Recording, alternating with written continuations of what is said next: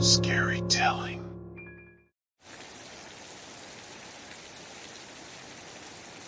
I'll never forget the day I arrived at the nursing home.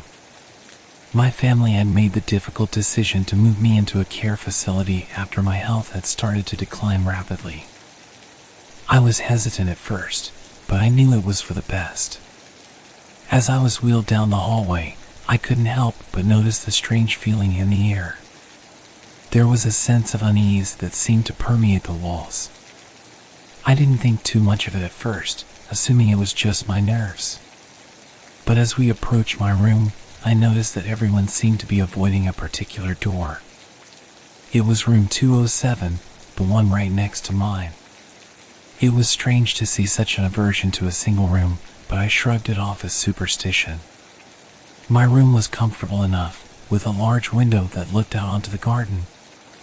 I settled in and tried to make the most of my new surroundings. But as the days went on, I couldn't shake the feeling that something was off. One day, I met the new resident who had been assigned to room 207. She seemed nice enough, a sweet elderly lady who smiled warmly at me as we passed in the hallway. But as the days went on, I noticed that something seemed to be bothering her. At night, I would hear her talking to herself, sometimes even screaming in terror. I tried to ignore it, but it was impossible not to notice. The staff members seemed to be concerned as well, and I could hear them talking outside her room late into the night. Despite the strange occurrences, I tried to make the most of my time at the nursing home. I participated in activities and chatted with the other residents, but I couldn't help feeling like something was wrong. And it all seemed to center around room 207. As the weeks went on, the staff members became increasingly worried about the new resident. She had started to scratch messages onto the wall, cryptic warnings about a man in a white coat who was watching her. I couldn't help but wonder what was going on in that room. But whenever I tried to ask about it, the staff members would brush me off, telling me not to worry about it. It was clear that they were keeping something from me, and I couldn't shake the feeling that it was something important. Despite my concerns, I continued to live my life at the nursing home. I would smile at the new resident whenever we passed in the hallway, hoping that she would find some peace.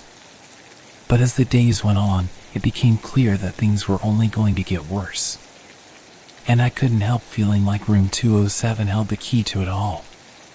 Days turned into weeks, and the strange occurrences in room 207 continued. I could hear the new resident talking to herself in the middle of the night, sometimes even screaming in terror. It was clear that something was seriously wrong. The staff members became increasingly concerned as well. They would often talk in hushed tones outside her room, and I could tell that they were worried about her. But no one seemed to know what was causing her distress. One day, I decided to try and talk to her myself. I knocked on her door, and she answered after a few moments. "Hello, dear," she said, smiling warmly. "What can I do for you?" I tried to think of something to say, but my mind went blank. I could tell that she was still afraid, and I didn't want to make things worse. Just wanted to say hello," I finally managed to say. "How are you doing?" She looked at me for a moment, then sighed. "I'm scared," she said. "There's a man in a white coat who keeps watching me. He's always there, no matter what I do." I felt a chill run down my spine. It was clear that something was seriously wrong in room 207. "Have you talked to the staff about it?" I asked. "They don't believe me," she said. "They think I'm just confused or making things up. But I know what I saw." I didn't know what to say. It was clear that the new resident was in distress, but I didn't know how to help her. As the days went on, things only seemed to get worse. The staff members would often hear her talking to herself in the middle of the night, sometimes even screaming in terror. They tried to calm her down, but it was clear that something was seriously wrong. One day, I heard her scratching something onto the wall in her room. I couldn't make out what it said, but it was clear that she was terrified. I tried to talk to the staff members about it, but they were evasive. They seemed to be hiding something from me, and I didn't know why. Despite my concerns, I continued to live my life at the nursing home. But every time I passed room 207, I couldn't help feeling like something was seriously wrong. And I didn't know how to help. The strange occurrences in room 207 continued for weeks, and the staff members were increasingly concerned about the new resident. She had scratched messages onto the wall, warning of a man in a white coat who was watching her. The staff members tried to calm her down, but it was clear that something was seriously wrong. One day, I heard a commotion coming from room 207. I went to investigate and found the staff members gathered outside the door, whispering to each other. "What's going on?" I asked. One of the staff members turned to me, looking worried. "We're not sure," she said. "The new resident seems to have disappeared." I felt a chill run down my spine. It was clear that something was seriously wrong in room 207. The staff members began to search the room, but they couldn't find any sign of the new resident. It was like she had vanished into thin air. But then, one of the staff members noticed something strange. There was a gap behind the closet, like a hidden space. They investigated further and found a small room hidden behind the closet. Inside the room, they found a white coat and a collection of newspaper clippings about a doctor who had worked at the nursing home years ago. The doctor had been accused of performing illegal experiments on the residents, and it was rumored that he had killed several of them. He had disappeared before the police could catch him, but the old lady in room 207 had known the truth. As the staff members investigated further, they found more evidence of the doctor's experiments. It was clear that room 207 was somehow connected to his past crimes. I couldn't believe what I was hearing. It was like something out of a horror movie. The staff members tried to keep the news quiet, but word began to spread throughout the nursing home. Residents whispered to each other about the doctor and his experiments, and everyone seemed to be on edge. Despite the discovery, the strange occurrences in room 207 continued. The staff members tried to calm the new resident down, but it was clear that she was still afraid. And I couldn't help feeling like there was more to the story than anyone was letting on. As the days went on, the strange occurrences in room 207 only seemed to get worse. The new resident was still terrified, despite the discovery of the hidden room behind the closet. It was like the ghost of the doctor was still haunting the nursing home. One night, I was awoken by a loud scream. I got out of bed and walked towards the source of the noise. It was coming from room 207. I hesitated for a moment, unsure if I should go in. But then, I heard the new resident screaming in terror. I knew I had to help. I opened the door to find the room empty, except for the white coat hanging on the wall. But then, I heard a noise coming from behind the closet. I cautiously approached the closet and found a hidden door that led to a small room. And inside the room, I saw him. The ghost of the doctor, hovering above the ground, his face twisted into a gruesome snarl. I felt a chill run down my spine. It was like something out of a nightmare. The ghostly doctor turned to me, his eyes burning with anger.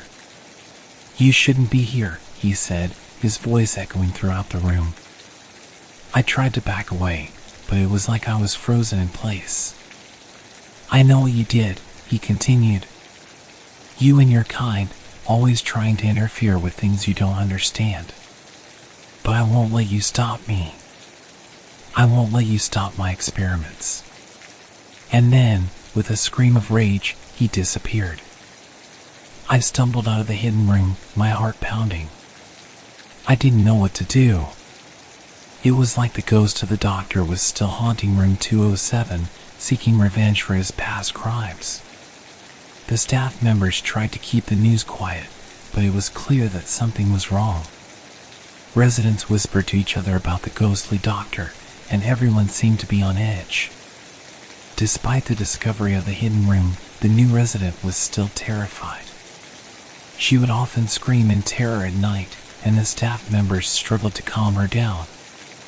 And I couldn't help feeling like the nursing home was cursed.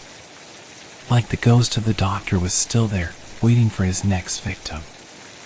The ghostly doctor continued to haunt room 207, and the strange occurrences at the nursing home only seemed to get worse. The new resident was still terrified, and the staff members struggled to calm her down. But then, one day, everything changed.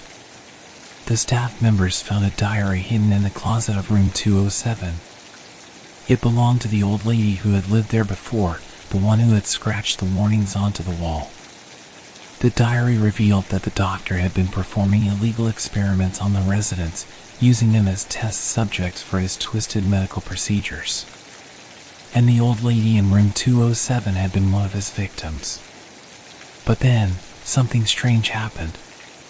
The diary seemed to have an effect on the ghostly doctor. As the staff members read through the diary, they could feel his presence growing weaker. And then, one day, the new resident stopped screaming. It was like the ghostly doctor had finally been put to rest. The nursing home seemed to breathe a collective sigh of relief. The staff members went about their duties with a newfound sense of purpose, and the residents seemed happier than they had been in weeks. And as for me, I felt like a weight had been lifted off my shoulders. The strange occurrences in room 207 had finally come to an end, and I could finally relax. But then, I heard a noise coming from the hallway. It was like something was tapping on the wall. I hesitated for a moment, unsure if I should investigate. But then, I heard the voice of the old lady who had lived in room 207 before. "Thank you," she whispered. "Thank you for putting him to rest." And then, with a final tap on the wall, she was gone. I felt a chill run down my spine. It was like the nursing home was still haunted, but in a different way. Like the ghosts of the past were finally at peace. And as I looked out the window, watching the sun set over the garden, I couldn't help feeling like everything was going to be okay. Like the nursing home had finally found its peace.